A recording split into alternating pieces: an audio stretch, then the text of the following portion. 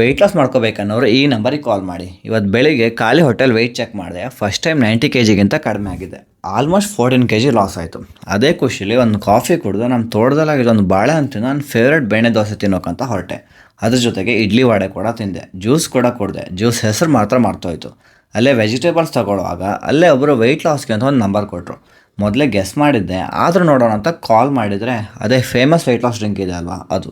ಗೊತ್ತಾಗಿಲ್ಲ ಅಂದರೆ ಗೊತ್ತಿರೋರು ಕಮೆಂಟ್ ಮಾಡಿ ಹೇಳಿ. ಬೆಳಿಗ್ಗೆ ಬ್ರೇಕ್ಫಾಸ್ಟ್ ಬೇಡ ಅಂತೆ, ದಿನಕ್ಕೊಂದು ಊಟ ಸಾಕಂತೆ, ನಮ್ಮ ಶೇಕ್ ಮತ್ತು ಟ್ಯಾಬ್ಲೆಟ್ ತೊಗೋಬೇಕಂತೆ. ಮೊದಲಿಗೆ ಅವ್ರದ್ದು ವೆಯ್ಟ್ ಕಡಿಮೆ ಆಗುತ್ತೆ, ಆದರೆ ತುಂಬ ಮಜಲ್ ಲಾಸ್ ಆಗಿರುತ್ತೆ. ಹೆಚ್ಚಾಗಿ ಲೇಡೀಸ್ ಅವ್ರ ಟಾರ್ಗೆಟ್. ಆಮೇಲೆ ನಾರ್ಮಲ್ ಊಟ ಶುರು ಮಾಡಿದ ಕೂಡಲೇ ವೆಯ್ಟ್ ಡಬಲಾಗಿ ಏನಾಗುತ್ತೆ. ಈ ಥರ ಡ್ರಿಂಕ್ಸ್ ಟ್ರೈ ಮಾಡಿರೋ ಕ್ಲೈಂಟ್ಸ್ ತುಂಬ ಜನ ಬರ್ತಾರೆ.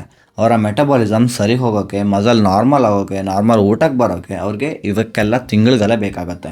ನಿಜವಾದ ಫ್ಯಾಟ್ ಲಾಸ್ ಅಂದರೆ ಊಟ ಬಿಡೋದಲ್ಲ, ಸರಿಯಾದ ಊಟ, ಸಾಕಷ್ಟು ಪ್ರೋಟೀನ್, ಒಳ್ಳೆಯ ವರ್ಕೌಟ್ ಮತ್ತು ಕನ್ಸಿಸ್ಟೆನ್ಸಿ. ಯಾಕಂದರೆ ಇಷ್ಟರೊಳಗೆ ಹಸ್ಕೊಂಡು ಯಾರೂ ಫಿಟ್ ಆಗಿರೋದು ಹಿಸ್ಟ್ರಿನಲ್ಲೇ ಇಲ್ಲ. ಸರಿಯಾಗಿ ತಿಂದವರು ಮಾತ್ರ ಲಾಂಗ್ ಟರ್ಮ್ ರಿಸಲ್ಟ್ ಪಡ್ಕೋತಾರೆ. ಇವತ್ತು ಚೆಸ್ಟ್ ಮತ್ತು ಬ್ಯಾಕ್ ಮಸಲ್ ಟ್ರೈನ್ ಮಾಡಿದೆ. ನಾಳೆ ಸಿಕ್ಕೋಕ.